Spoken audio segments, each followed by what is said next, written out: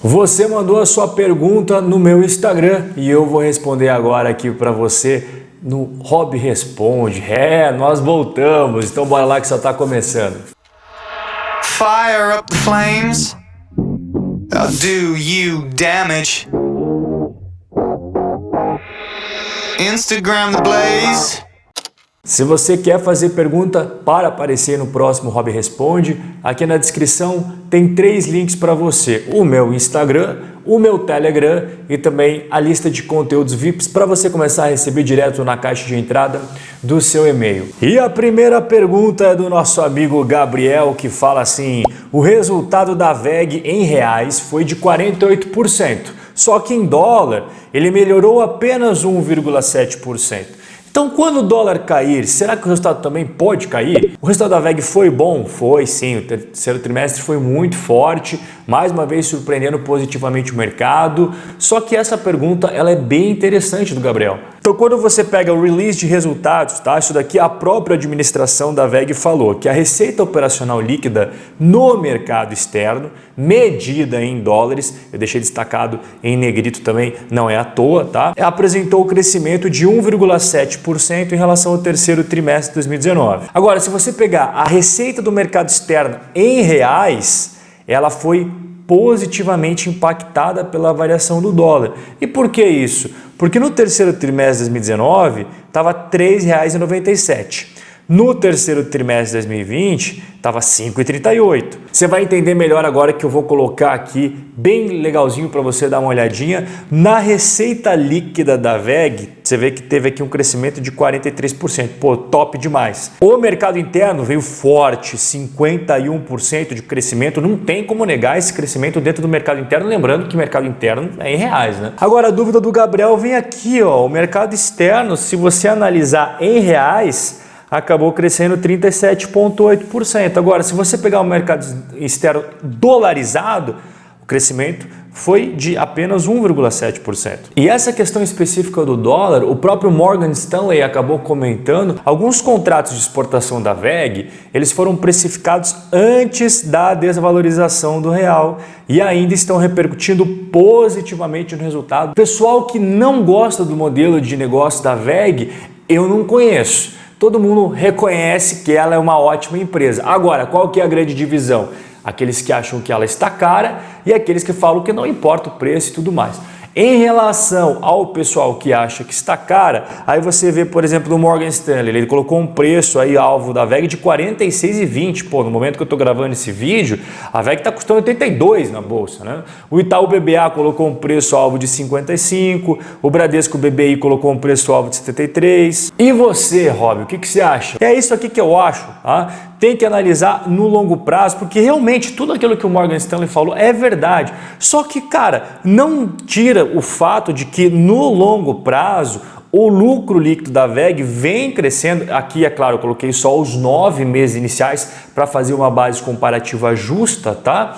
Mas olha só, não tem como você negar esse crescimento do lucro da VEG. A minha filosofia é mais de permanecer sócio de boas empresas durante um bom período de tempo. Eu foco mais nessa questão dos resultados operacionais especificamente e eu entendo as colocações do Morgan Stanley, realmente faz sentido, mas não é algo que tem um peso muito grande na minha decisão, na minha tomada de análise. O Rafael Rio fala: Rob, para o longo prazo você gosta mais do modelo de negócios da Visa ou do PayPal? Bom, para responder essa pergunta com bastante conteúdo e bastante fundamento, o que eu fiz? Peguei os resultados históricos da Visa, peguei os resultados históricos do PayPal e vou cruzar os dois aqui para você. Então aqui a gente começa com a Visa, a receita líquida em milhões de dólares de 2012 até 2019. Forma aquela escadinha que todo investidor de longo prazo adora ver, né? Já em relação ao PayPal, quando a gente pega esse mesmo período de 2012 até 2019, a gente também vê uma escadinha de crescimento da sua receita líquida. Olha só, pulou de 5 bilhões e 600 milhões de dólares para 17 bilhões e 700 milhões de dólares. E aí quando a gente avança para o lucro líquido, começando primeiro com o da Visa, a gente vê aqui realmente um crescimento do lucro líquido da companhia no longo prazo. E em relação ao PayPal, a gente também vê um crescimento no longo prazo. 2014 deu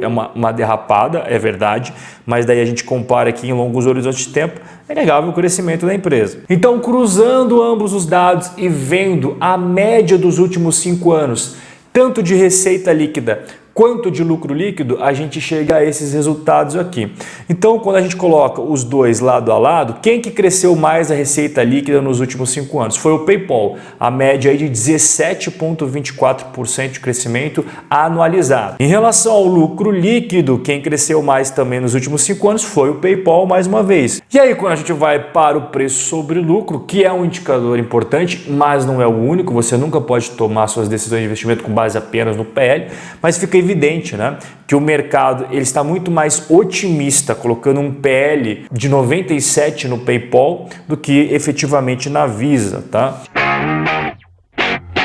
A Fessato fala sobre pulverização. O ideal é ter 20 ativos no total? Ou é 20 no Brasil e 20 nos Estados Unidos? Incluem fundos imobiliários e REITs no total? Excelente pergunta da Fessato. Da onde que eu vou tirar tudo que eu vou falar nessa resposta aqui? De um cara que eu considero muito, que me influenciou muito, tá? Com a forma que eu penso em investimentos, que é o David Swensen, que é o gestor de endowment da Yale University, sabe? A Yale University, essa daqui, ó, pois é uma das universidades mais renomadas e reconhecidas do mundo inteiro. E ele tem 2 livros que não tem tradução em português, é tudo em inglês, e eu vou tirar exatamente o original, mas eu vou traduzir para você, do que ele fala sobre o número ideal de ativos na carteira. Então, ele fala lá que uma regra convencional, né, uma regra de ouro que você pode ter aí, uma regra de bolso, é que o seu portfólio tem que ter 20 ações, beleza? Com essas 20 ações, você vai estar aproveitando bem legal aí os benefícios de uma diversificação.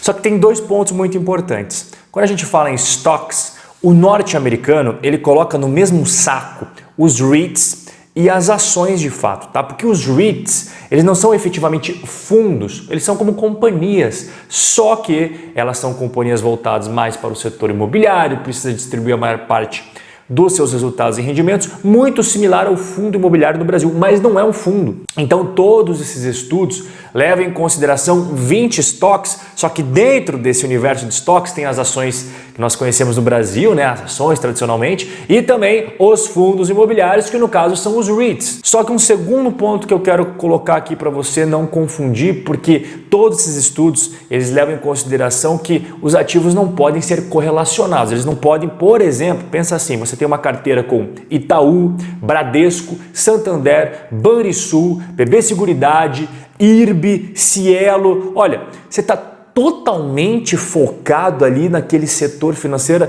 essas ações quando o mercado cai, elas vão cair junto. A ideia não é essa, a ideia é, por exemplo, tá? Você ter ali uma ação do setor de saneamento básico e uma ação de tecnologia. Você tem ali uma ação do setor elétrico e você tem um REIT. Essa é a verdadeira essência da diversificação. E se você quiser se aprofundar mais, eu acredito que você quer, né? Senão você não estaria assistindo esse conteúdo até agora, temos as 6 classes de investimento que o David Swensen fala que você tem que ter na sua carteira para ter um portfólio bem sólido. Quais são essas 6 classes? Ações domésticas, ele fala doméstica porque ele é americano, então seriam as ações americanas.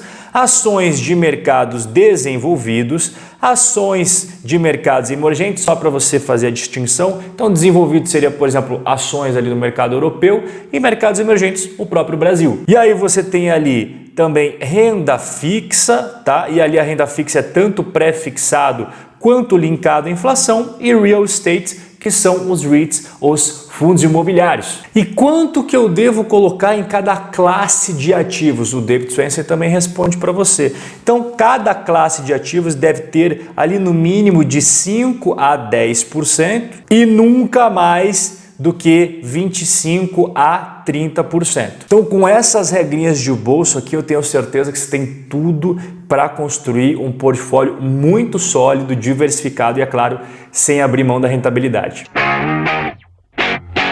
Fala, Rob! Fala, Willinha! Beleza? o VOO e o QQQ na mesma carteira é redundância? Bom, o William está falando aqui de duas ETFs super tradicionais. O VOO é a ETF que investe no Ibovespa americano, né? O S&P 500. E o outro que ele falou que é até engraçado, né? O QQQ, investe no índice Ibovespa norte-americano de tecnologia, ou seja, na Nasdaq, o índice Nasdaq. Então vamos responder a pergunta do William com fundamentos aqui, tá? O VOO, você pega quais são os setores que ele investe. Então é claro, tecnologia disparado com 35%, mas se você pegar o setor de consumo, somando aqui, ó, consumo cíclico e consumo não cíclico, você vai ter ali um pouquinho mais de 20%. Aí o setor de saúde, 13,5%, financeiro quase 12%. Agora a gente vai para o QQQ e dá uma olhada na diferença. Tecnologia, 63%. E quando a gente cava um pouquinho mais profundo ali, quais são as principais posições de ambos dentro da ETF? Bom, o VOO, você percebe que a maior posição é a Apple, com 6,65%. E aí nós temos aqui a Microsoft, a Amazon, Facebook, e as top 10 maiores posições ocupam aí 27,79% dessa ETF. Agora, quando a gente dá uma olhada no QQQ, o cenário já é um pouco diferente. Por exemplo, só a Apple ela é responsável por 13% da carteira, tá? Aí a Microsoft mais 10%, a Amazon mais 10%. Os top 10 aqui, tá? Eles são responsáveis por 56% da ETF. Se você quer estar mais diversificado em setores, o VOO vai te proporcionar isso muito mais do que o QQQ. Mas o QQQ, pelo fato de estar mais exposto em ações de tecnologia, e as ações de tecnologia estão indo muito bem aí nos últimos anos, ele acaba tendo uma rentabilidade maior aí no longo prazo do que o VOO, tá? Isso não significa que será assim para sempre, mas só para você ter uma ideia, nos últimos 10 anos o VOO teve uma rentabilidade anualizada em dólar de 13,76% ao ano, tá? Agora, você pega o QQQ, ele teve nos últimos 10 anos 20% ao ano em dólar. Se você quiser mandar sua pergunta, já sabe, né? Aqui na descrição tá o link para você. Valeu, rapaziada! Um forte abraço e a gente se vê no nosso próximo encontro.